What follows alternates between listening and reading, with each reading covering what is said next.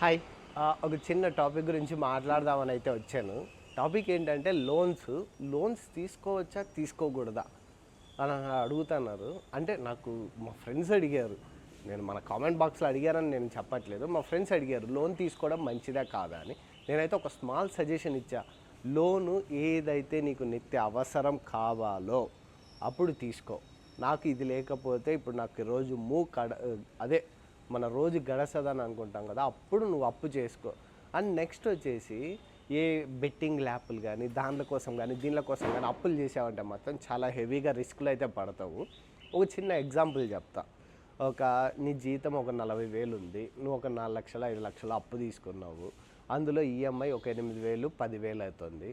ఆ 10,000 ఈఎంఐ, ఈ 4,00,000 నీ దగ్గర అవసరం లేదు, ఓకేనా? నీకు అవసరం లేకుండా తీసుకున్నావు. సో నువ్వు విచ్చలవిడిగా ఖర్చు అయితే పెట్టమాకు. ఆ 4,00,000 ఏదైతే తీసుకున్నావో ఎఫ్డిఓ చేసుకో.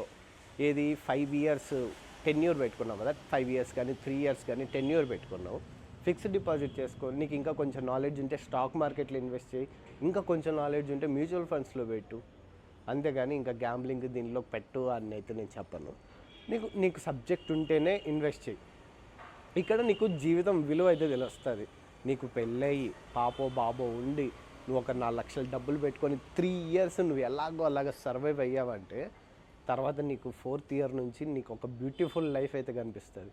బ్యూటిఫుల్ లైఫ్ ఎలా ఏంటి అని అంటే, నువ్వు ఈ 4,00,000లో లోన్ తీసుకున్నప్పుడు 10,000 నీ జీతం 30,000 40,000 అయినప్పుడు ఈఎంఐ 8,000 9,000 అవ్వచ్చు. ఇంకా మిగతా డబ్బులు ఉంటుంది కదా, దాన్ని ఎలా మేనేజ్ చేసావో, నీ విచ్చలవిడిగా నీ లగ్జరీ ఐటమ్స్కి ఎంత దూరంగా ఉన్నావో అప్పుడైతే మాత్రం నీకు అర్థం అవుతుంది.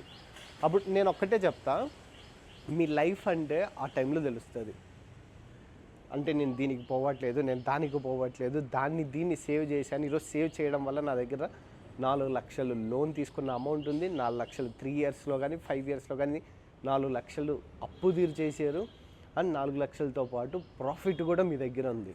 అర్థమైందా? చాలా ఈజీ, కానీ చాలా కష్టం. తీసుకోవడం చాలా ఈజీ, దాన్ని నడుపుకోవడం చాలా కష్టం. మరి మీ ఉద్దేశం ఎలా ఉందో మన కామెంట్ బాక్స్లో అయితే పెట్టేసేయండి. అండ్ మీ రెస్పాన్స్ కోసం నేను వెయిట్ చేస్తాను. ఇంకా ఉంటాను, నాకు ఆఫీస్ టైం అవుతుంది. బాయ్.